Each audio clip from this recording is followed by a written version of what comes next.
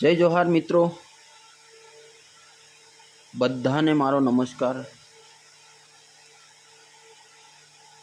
મિત્રો તો ફરી હું એક નવો વિડીયો લાવ્યો છું અને વિડીયાની ટોપિક એ છે કે સમાજને ભેગો કરવો। તો મિત્રો ગ્રુપમાં એક દાદાએ ખૂબ સરસ વાત કરી હતી, સમાજને ભેગો કઈ રીતે કરવાનો। તો એના વિશે હું એક આ વિડીયો એના માટે જ મેં બનાવ્યો છું। મિત્રો પહેલાં આપણા બાપ દાદા વખતે બધા ભેગા મળીને જમતા હતા। તમને કદાચ લગભગ તો ખબર જ હશે। આજના જમાનામાં પોતે ખાવા માંડે છે, પણ પહેલાં એવું હતું કે ઘરમાં એક સભ્ય નહીં આવે ને ત્યાં સુધી ખાવાનું નહીં હતું। બધા ભેગા થઈ અને પછી જમવાનું હતું। મિત્રો એ પરંપરા તો દૂર જતી રહી। મારે એટલું નહીં કહેવું, પણ ધીરે ધીરે ફરી પાછી સુધારવાની રીત એ છે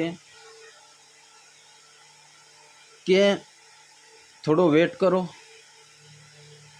અને હળી મળીને રહો।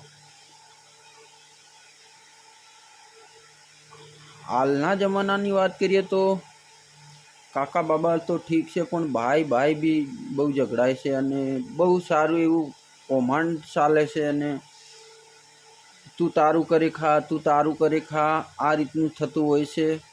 અને આપણે સમાજમાં બહુ એવું સારું ચાલે છે આ રીતના। પણ મિત્રો જરૂરથી હું તમને કહું કે બને ત્યાં સુધી આપણા જ કુટુંબમાં ક્યારેય ઝઘડાશો જ નહીં।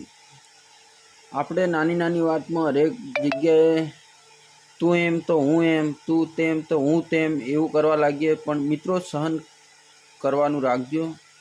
એટલું તમને નહીં કહેતો કે પાછા ઘણા યુવા મિત્રો તો એવું સમજે કે આ સલાહ આપવા માટે તે વિડીયો બનાવ્યો। ના મિત્રો, એવું નથી। હું એક તમને મારા સમજણ પ્રમાણે તમને કહું કે આ સહન કરવાની જે શક્તિ આપે છે ને ભગવાન, એ અમુક માણસને જ આપે છે। અને જેટલો આપણે સહન કરવાનો મતલબ એ નથી, આપણા સમાજને સુધારવાની વાત છે। એના માટે જ હું કહું છું, આપણા સમાજમાં થોડું અંદર થોડી ગાળા ગલોચ થાય તો એને આપણે થોડું સમજી લેવાનું। ખાસ કરીને આગળ જે તે વ્યક્તિને કહેવાનું નહીં, અને કહેવાનું હશે તો એ શાંત થઈ જાય અને ધીરે રહીને આપણે કહેવાનું છે કે ભાઈ આ રીતના હતું એટલે મેં આ વાત કરી હતી તમને, અને આનાથી આ થયું હતું। એ રીતે આપણે એ માણસને ગુસ્સો નહીં કરવાનો, સીધે સપોર્ટથી ધીરે રહીને એનો ગુસ્સો શાંત થઈ જાય પછી શાંતિથી વાત કરીશું ને 100% સાંભળશે આપણી વાત અને મગજમાં બી રાખશે, ના આ ભાઈ ખરેખર 100% રિયલ સાસો છે। તો મિત્રો આપણે સમાજને તોડવાનો નથી, જોડવાનો છે।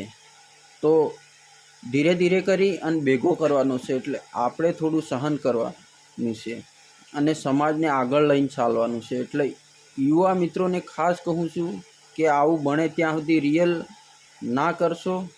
ધીરે ધીરે આપણે જાગૃત થયા છે તો સમાજને પણ જાગૃત કરીએ એવી હું બધા યુવાનો પાસેથી આશા રાખું છું। મિત્રો મારી વાત તમને કેવી લાગી એ કમેન્ટ કરજો અને મારી ચેનલને સબસ્ક્રાઈબ કરજો, લાઈક કરજો, કમેન્ટ કરજો।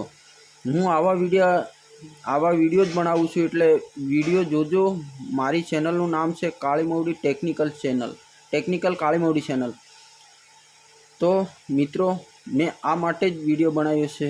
ગ્રુપમાં ઘણા સારા આપણા વડીલ દાદાઓ અમુક પોસ્ટ કરે છે કે મિત્રો આપણા સમાજને સુધારવો બહુ કાઠું છે અને અમુક માણસો સુધરતા જ નહીં। પણ ધીરે ધીરે આપણે આપણા કુટુંબમાંથી સુધારો કરતો જઈને આગળ જવાનું છે। બિલકુલ લગભગ તો 25% લોકો સુધરી જ ગયા છે। હવે ધીરે ધીરે થોડું ખેંચાખેંચ કરશો ને આગળ ખેંચશો એટલે જશે। પણ મિત્રો આપણા યુવાઓ જ જાગવું પડશે ને આપણે યુવાઓ જ કરવું પડશે। એટલે આપણે જ સુધારવાની શરૂઆત કરીએ, આપણા જ ઘરથી જ, આપણા જ કુટુંબથી। અને આપણા પરિવારથી જ શરૂ કરીએ. ધીરે ધીરે આગળ જઈશું અને ખૂબ એવું નામ થાય યુવાઓનું, એવી હું માં પ્રકૃતિની પ્રાર્થના બી કરીશ. સદા શુભેચ્છા પાઠવું છું બધા યુવાનો. મારો વિડીયો જરૂરથી આ વિડીયો જોજો અને આમાંથી શું ખરેખર વાત સાચી છે કમેન્ટમાં જરૂરથી લખજો. મિત્રો, ઘણું લાંબુ તો ઘણું બધું કેવું છે સમાજ માટે, પણ હું એટલા માટે ટૂંકો વિડીયો બનાવું છું કે મારા વિડીયો લોકો છે ને થોડું થોડું જોઈને સમજ્યા વગર છોડ દેશે, પણ એના માટે આ વિડીયો નથી. હું જે થાય એ રિયલ કહું છું અને રિયલની જ વાત છે, આ કંઈ ફેક વાત નથી અને તમને બી ખબર હશે. તો મિત્રો, લગભગ મારા ખ્યાલથી હું તમને કહું ત્યાં સુધીની વાત જાણે ઘરથી જ સ્ટાર્ટ કરીશું, ઘરથી જાગૃતિ કરશું. અને તમે માનો કે ના માનો, પણ આપણા ઘરના બાજુમાં જ પાડોશી જ આપણે એવું કહેતા હશે કે આ થોડો આગળ કંઈ બી ધંધો કરતો હોય, થોડો આગળ જાય ને તો આને આવું કર્યું, આપણે આવું કરીએ, આપણે આવું કરીએ, એવું કરે. દેખાદેખી નહીં કરતા મિત્રો. આપણે જેમ છે તેમ રહેવાનું છે. બીજાનું ઘર બાળે ઝોપડી નહીં બાળવાની. પિયર મતલબમાં આપણી દેશી ભાષામાં કહીએ છે કે પિયરને ભરોસે ગાગરો નહીં બાળવાનો. એટલે એવી દેખાદેખીમાંથી બી બિલકુલ ઓછા આવજો. રિયલ તમે થોડું સહન કરી લેશો અને એ આગળ જાય છે તે માં પ્રકૃતિની પ્રાર્થના કરો, ખૂબ આગળ વધે. અને આપણે થોડા ધીરે ધીરે એમને જોઈને આપણે એવું નહીં કરવાનું. આપણે થોડું આગળ જઈ પછી ધીરે વિચારી આપણા મજબૂતાઈ એક જોશથી આગળ વધવાનું છે. એ કરે તો આપણે કેમ નહીં કરીએ, કરવાનું છે.